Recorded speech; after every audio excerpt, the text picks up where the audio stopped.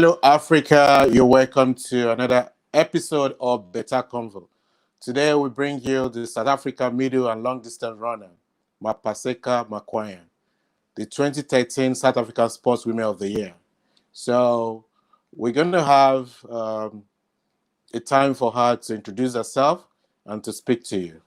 And feel free to ask your questions. Just drop it on, for those following us on YouTube and on Periscope, please drop your questions. We can put it to our guest on the show. And also don't forget to subscribe to our YouTube channel, Athletics Africa, and also follow our podcast on Anchor, on Spotify, on Apple Podcasts, and on Google Podcasts. So we'll get back to you. Just after this break, we'll bring Mapaseka onto the show.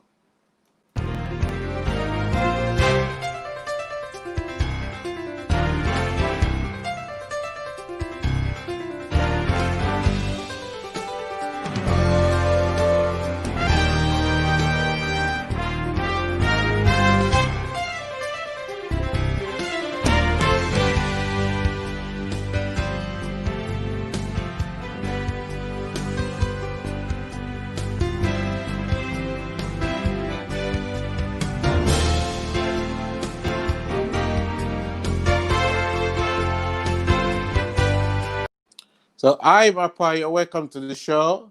This is Bètá Convo. Hi, how are you? Hello, Africa and athletics enthusiasts.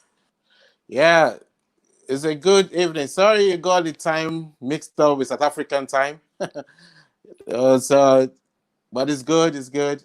It's a new show. I had makeup for you. I had makeup for everyone, so people must not just see, especially middle distance without makeup. I just look pretty, so I had to remove it because I thought you guys are not coming online. No, we were here earlier on, so I was just expecting the time as a UK time, but it's all right. So tell our viewers and people following us now, who is Mapaseka Makhanya? Mapaseka Makhanya is a mother from South Africa, Johannesburg.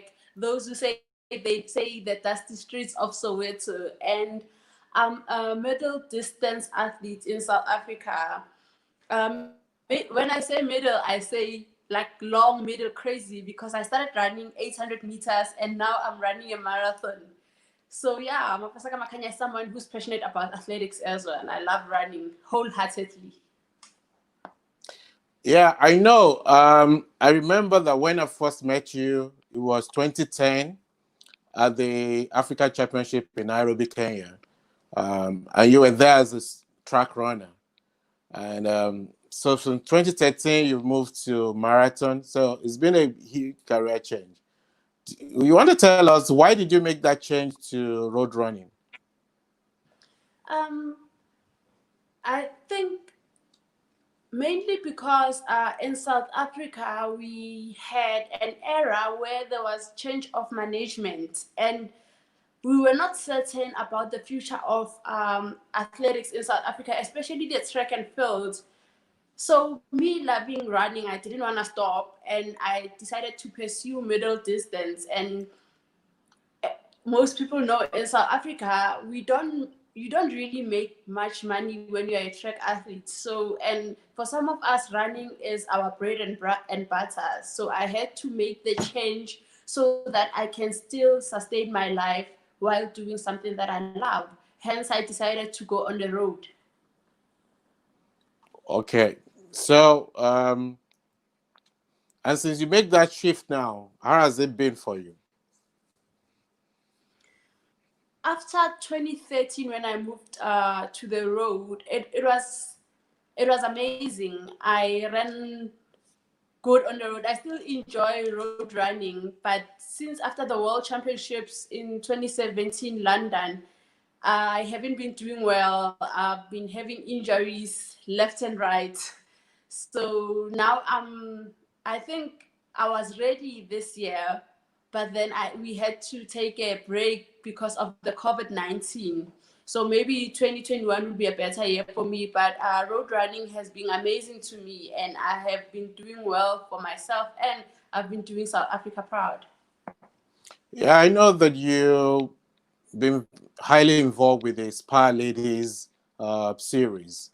Um, and then in 2013, you were voted South African Sportswoman of the Year. Tell us that experience. What was it like for you?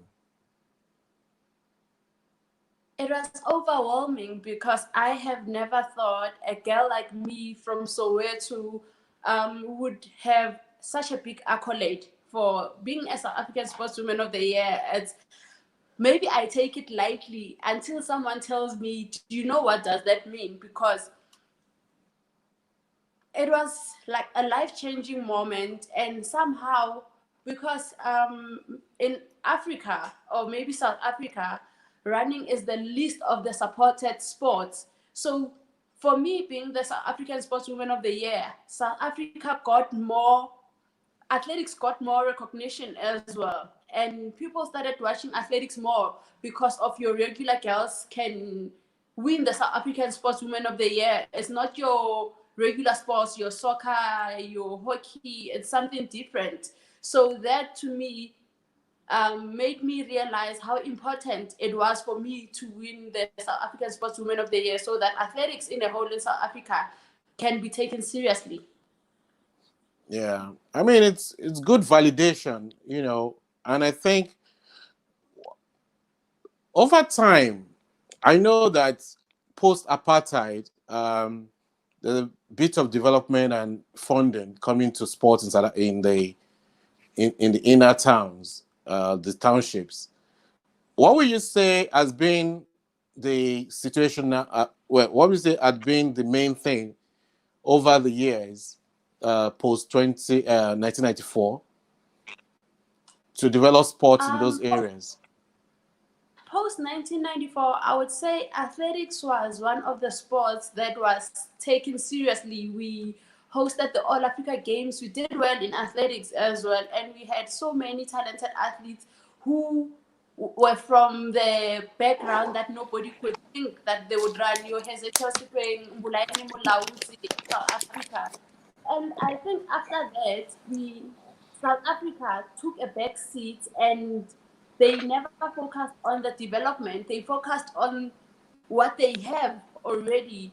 Hence, now we don't have more athletes following in the footsteps of your legends, your great Mbulaini Mulauzi, your Hezekiah Sipeng.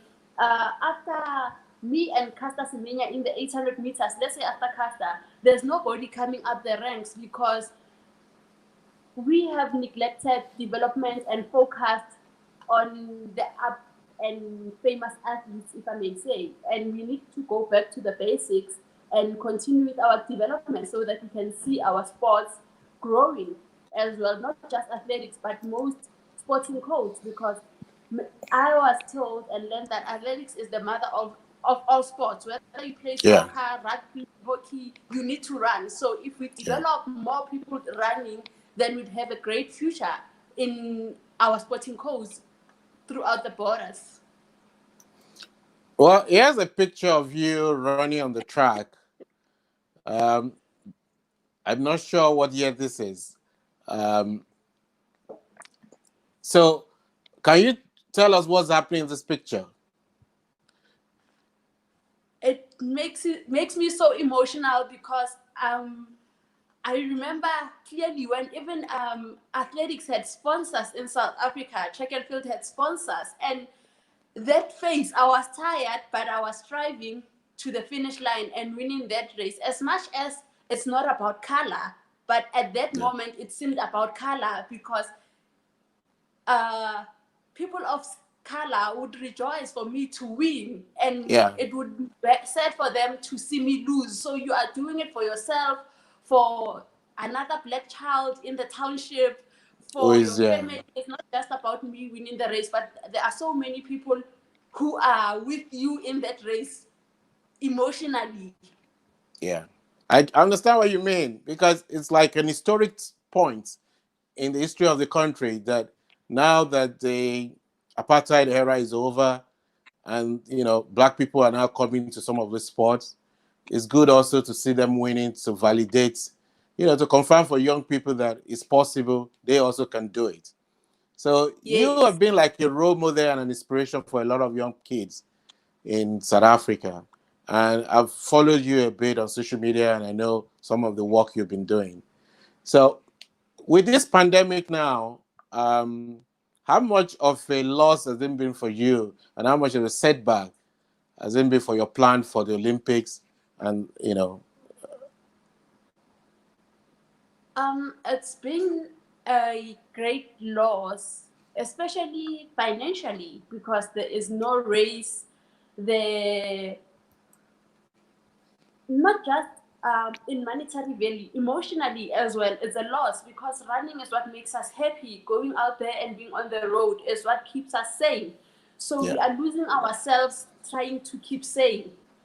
Um, and with the Olympics as well, because I was meant to run the Hong Kong Marathon, so it was a bit cancelled before even the pandemic because of the strikes. So I had to look for other alternatives, and which was Hanover Marathon to try and qualify for the Olympics.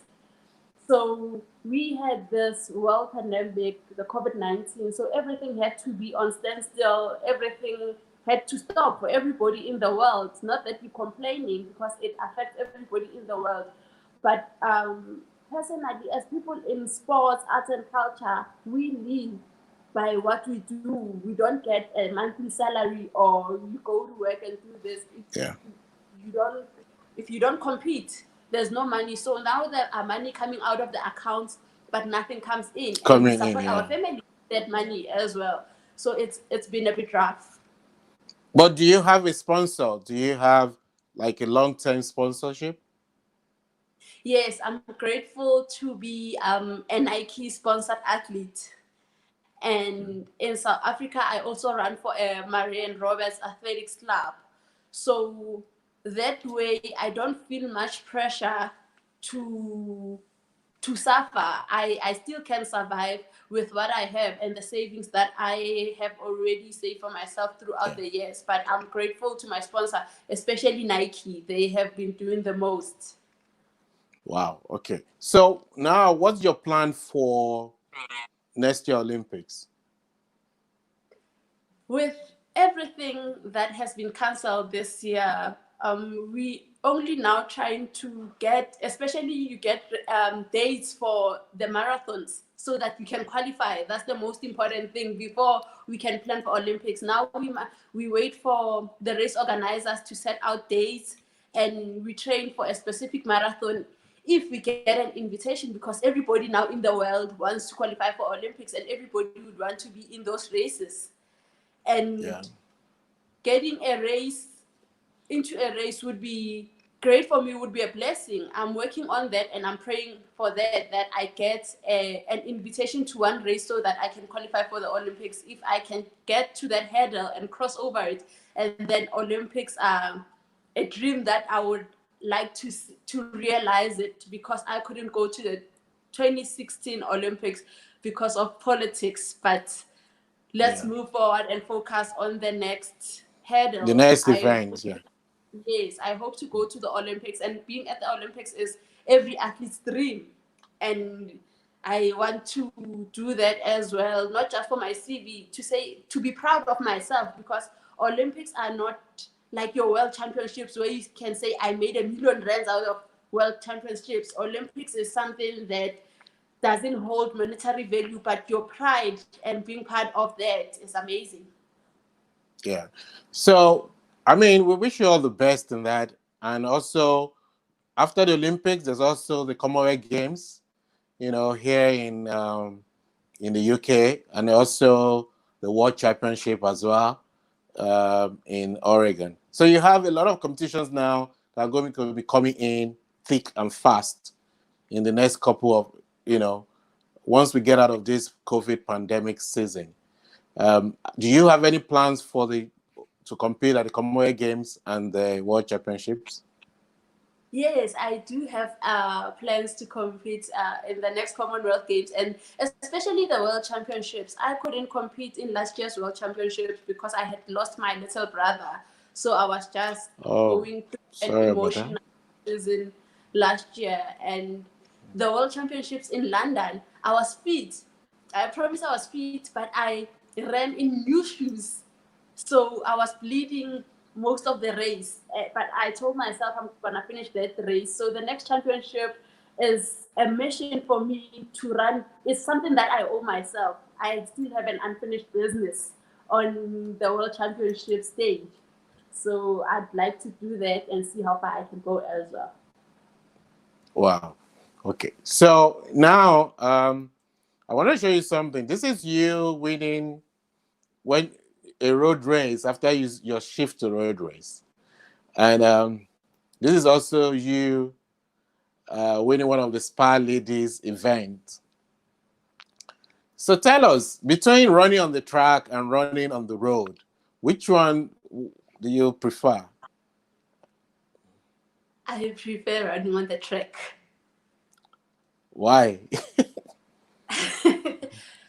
I prefer 800 meters and 1500 meters, not 5,000 meters or the 10,000 meters. Those are Yeah. too long. But I get joy. I think maybe again that's how I started running, and through those events, I got so many doors open for me. Scholarships, university bursaries, sponsorships. Because Nike started sponsoring me in 2010 when I won the South African title in the 800 meters. So Yeah, those that was events before are, you came to Nairobi, right? yes. Yeah, okay. So those events are they are close to my heart. And if you can wake me up at 12 o'clock at night and say, go run 800 meters, I would go undoubtedly. Yeah. So I love, and I still love watching 800 meters and 1500 meters because they are quick, they are fast, and Yeah. yeah. So the thrill of that is better because you don't have to think much about it. No. By the time you think you finish, you still thinking the race is over. Yeah. But you also have done ultra marathon, which is like 4 or 5 hours. No, I haven't. When they ask me if I'm gonna do the ultra marathons, I say I'm not crazy yet. Okay, to Be- do that. Yeah. yes, because at first I couldn't think that I can run a marathon. If you told me about 4 kilometers cross country, I couldn't do 4 kilometers cross country because I thought it was far. So now from 800 meters to a marathon, I have amazed myself, and it's amazing what the body can do if you put your Yeah. mind into it. That's true. Hence, I also follow Elliot Kipchoge and say, you know what, this guy his body has done amazing things, and why can't I do it? If he can train his body to do a certain thing, I can do that. Just Yeah. change your mindset and do whatever you want to achieve. Yeah. So I mean, you ran 2:31, in the marathon, and that's quite pretty elite class. So you've done well for yourself in the sports, basically. I have, even though one of my goals is to break the South African record, Elana Yeah. Meyer's South African record. That's one of the goals that I've set for myself. I won't stop running. If, Even if I don't break it, at least coming close to it. Well, yes. Because she's a South African, I am a South African. We cannot rely on say East Africans are the fastest and whatnot. If she, as a South African, could run a 2:26, I can also do that. And now we have more technologies, we have proper training structures, we have more support than she did then. That's true. Yeah. That's true. So, but then you're not the only one in that setup. There are about 6 or 7 women, ladies in South Africa that are pushing that barrier.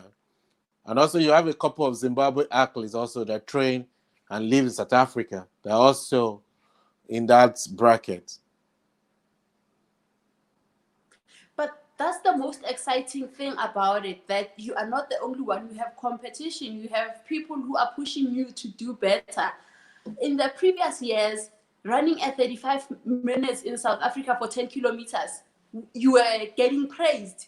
And now, if you run at 35 minutes, you just like any other social runner. You need to run at 31 minutes, 32 minutes to be considered in the top 10.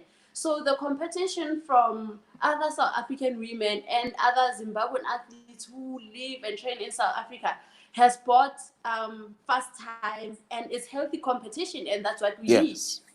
So I'm grateful that we have people around me to push me to greater barriers, even if I don't win, but I would have ran a PB instead of winning lower times. But in South Africa, do you get support from the government? You know, at the federation, you get the support now to prepare for the Olympics. I know that the COVID-19 pandemic has kind of disrupted the plans, but is there a special arrangement now for athletes who can earn money at this time? In my province, in Gauteng, they have only now opened the process of applying for the relief fund for the COVID-19. So we're only applying from tomorrow, and I'm grateful that they have taken that step, because athletics is not like any other team sports, your soccer, that you can give it to the team. Athletics is individually, and we all have individual needs. If I run Shanghai Marathon, I'm the only one, not the entire South Africa. Athletics South Africa is going. So they're looking into all those things and supporting each other and supporting each and every one of us according to our level of running as well. Yeah. Okay. But then, for you, as a woman of color, you know, striving like this, are there young people in the township who come to you for advice that, oh, I want to run the 800 meters, or I want to run the, you know, the marathon? How do I go about it? Because like you said, it's been you, the twins, and Castor that have been at the forefront, at the top, you know, for a while. There are a lot of athletes in South Africa that, especially in the townships, that want to take athletics seriously and move up in athletics. And I try so hard to advise them, because we need to see a legacy of people of color growing. We don't want to stop at the Palula twins, Mapaseka, or Casta. So whatever advice and the right channels that we can help them to go through so that they can be better athletes for themselves as well, we need to lend a hand. Sometimes I invite them to my training sessions to show them that it's not easy. You need to endure such pain to get to where I am. It's not just running and winning because of color. You run and win because you have worked hard. And you have the talent, yes. And the doors running can open for you, especially as a woman and a woman of color. You have so many opportunities for you. So it's easy to motivate them, but they need to put the hard work as well. But the people that I've spoken with in the past few years, they are doing well. They've got school bursaries, and they're following through with their running careers. Wow. For you also, how do you, I mean, you've been over 15 years now, even more than that, in the sport at the top level. How do you manage to stay that long? Humility. I always say humility goes a long way, and self-discipline. One thing about running teaches you self-discipline, respect for yourself as well, because if you don't respect yourself, when you eat, what do you do in your spare times, you can't go anywhere, because your loss is your loss alone. So everything, it needs to revolve around you. And with the support of my family, I have come this far in the country, and most importantly, the Lord has been good to me. Yeah. So, I mean, it's when I look at, how far you've come, I like, wow. And then when you make the switch as well, the fact that you've gone there, proving yourself that you can do it, and you can do it at the high, at the top elite level, it's quite inspiring. So, and like I always say to everyone that come on the show, that there are a lot of young people watching who are thinking, I want to be like that person or that person, but then they don't understand that it's just not the the glitz and the glamour of being a celebrity or a top athlete. There's also a lot of up and downs, a lot of pains, a lot of injuries, a lot of coping. So how do you cope with all the up and downs, the mental side of it? It's difficult. Um, it's difficult to get yourself out of that hole that you don't see being dug while you are going in it. And I can honestly say, by the grace of God, because I honestly don't know, but I try to motivate myself. I always say I'm self motivated. There are days where I don't feel like doing it, but even if I don't feel like doing it, I just go and run, even if it's a kilometer, just to get that fresh air. And it will make me remember why I started, why I want to do this. And your support as well. It's not just about me, the people around you. My daughter, sometimes you're not doing it for yourself, you're doing it for your kids, because if they see you giving up, it's easy for them to give up as well. So people are watching around you. And Athletics Africa as well, the support that you have given, let's say me, for instance, it has been amazing. You have been following my athletics journey and supporting each and every female in sports as well. So those are the things that make me don't want to give up. Yeah. So as a last word before we close the show, just in your own words, what would you like to say to the fans watching at home and young people watching you in Africa? Thank you for watching, and be you, do you, and on your way up, don't be pompous. You must greet everyone you meet going up, because they are the very same people you're gonna meet when you come down. So, and be generous, be loving, love what you do every single day, because that's what makes you who you are. Thank you so much. And, I really enjoyed the time with you today. And, I've known you for quite a long time, and I'm happy that you're still there and you're still pushing. And I wish you all the best also for your program towards the Olympics next year and, after that. So thanks so much for coming, and wish you a nice day. Thank you so much. Thank you so much. And thanks for everyone who watched this, and continue on supporting athletics, not just in Africa, but throughout the world.